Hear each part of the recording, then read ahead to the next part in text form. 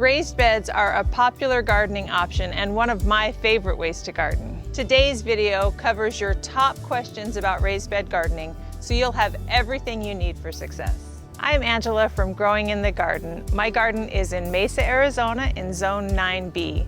I love sharing garden inspiration and helpful tips so you can be successful in your garden too. Where should I put my raised bed garden? Well, the first thing to think about is sunlight. How much sunlight is your garden going to receive? The ideal location receives at least 6 to 8 hours of full sun, and preferably morning sunlight. That morning sun is going to be the best light for your garden. When you're thinking about the placement of your beds, they should run from north to south.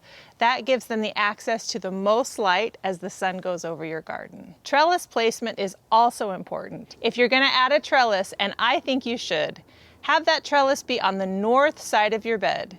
That way the plants can grow up that trellis without shading the plants beneath. It's also important to have nice level ground, good drainage, and access to water.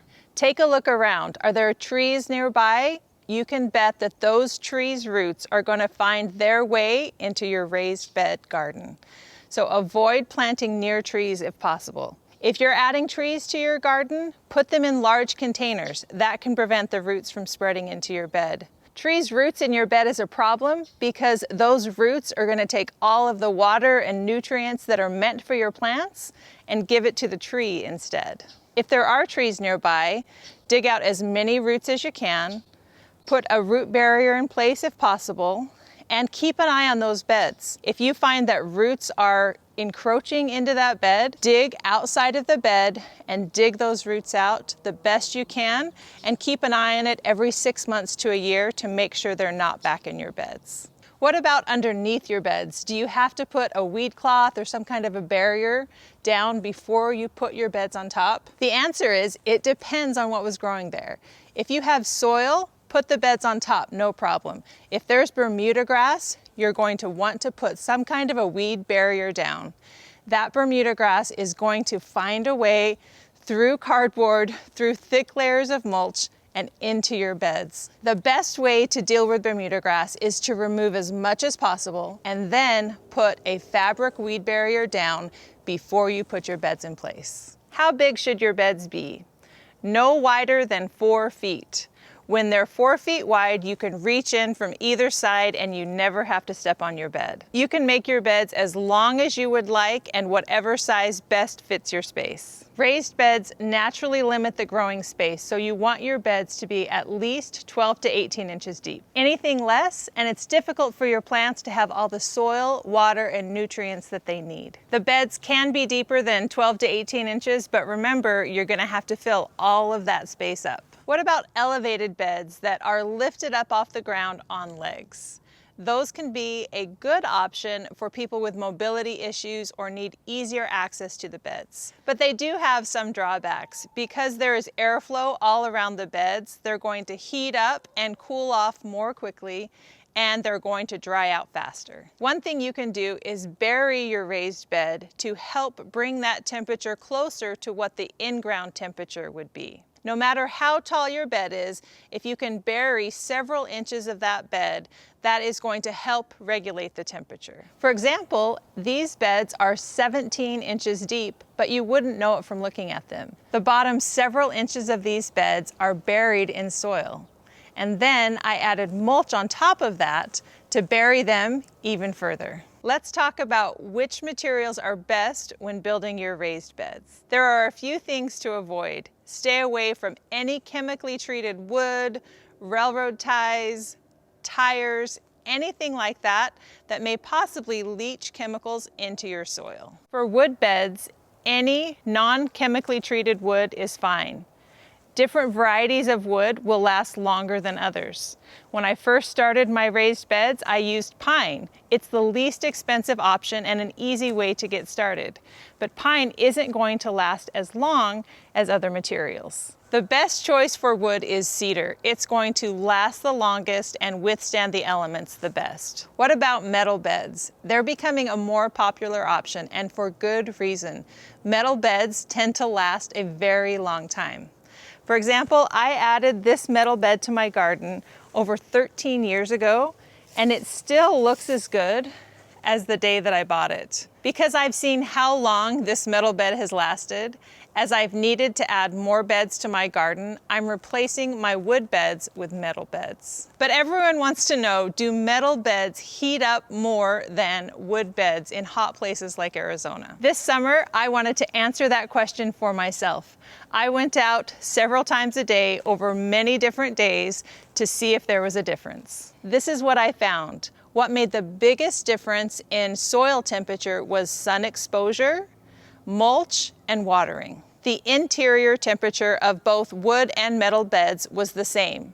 The only place I noticed a difference was on the outside 1 to 2 inches of the metal bed. It did heat up a little bit more. When you're choosing the material for your raised beds, there are advantages and disadvantages to all types. So if you're trying to decide between wood and metal, choose the one that makes the most sense for your garden and your budget.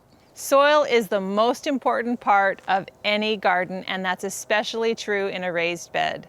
An advantage of raised bed gardening is that you get to start with the best soil from the beginning. Whatever size your raised bed is, you want to have the top 12 to 18 inches be good quality soil. I love using a combination of compost, coconut coir, and perlite. This combination is a modified Mel's Mix from Square Foot Gardening. I've used it ever since I started gardening and I love it. If you live in Phoenix, you can get this at Arizona Worm Farm. They make it with their compost and worm castings. It's incredible. I love using it in all of my raised beds and containers. It's important to fill your raised beds all the way up. But does all of that have to be good soil? Soil can get very expensive. If you have a bed that's deeper than 12 to 18 inches, there are a couple things you can do. Line the bottom of your beds with layers of cardboard and then add up to 6 inches of wood chips. Remember, the most important part is the soil, so do the best you can. Soil is a living thing, and it's important to feed your soil so it can continue to feed your plants. There are 3 things you can do to ensure that your soil has good fertility. The first is to regularly add compost. Over time, the soil level in your beds is going to go down. It's important to fill it back up with compost to add that organic matter that's going to feed your soil. The second thing to do is add in-bed vermicomposting bins to all of your beds. 1 bin in each bed gives you a continuous flow of microbes for that bed. The third way to feed your soil is with organic fertilizer.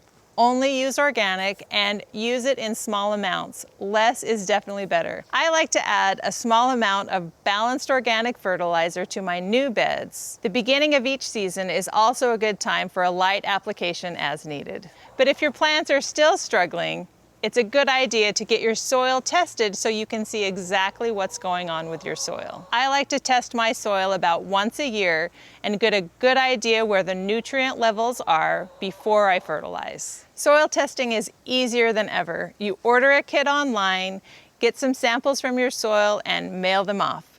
Within a couple of days, you can see your results online along with recommendations about what you should add.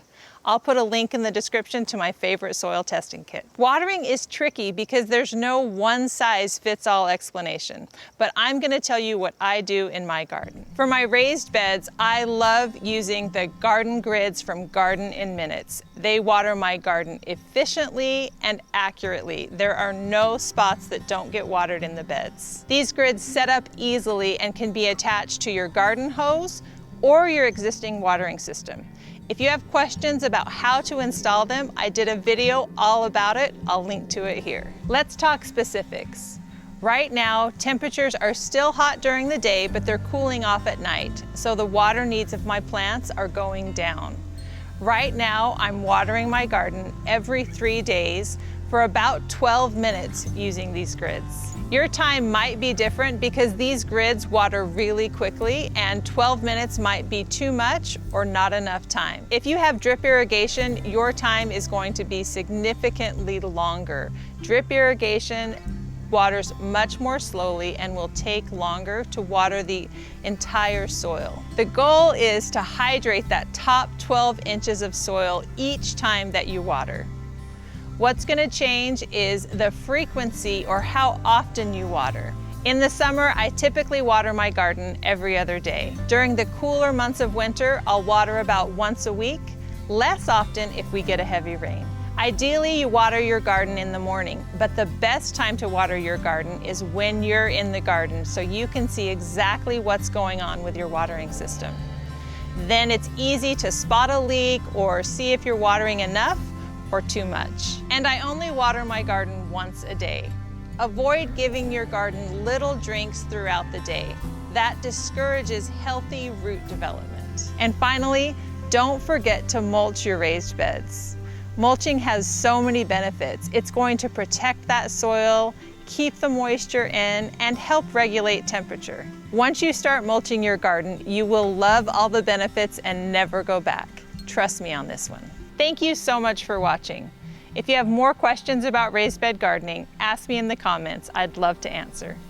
If you would like to learn more, consider joining Growing in the Garden Academy. I teach a live online course every month about seasonal topics, and members have access to recordings of all past classes. Academy members also receive my garden journal, what I'm planting, harvesting, and doing in my garden, delivered to their inbox every 2 weeks. I hope to see you there.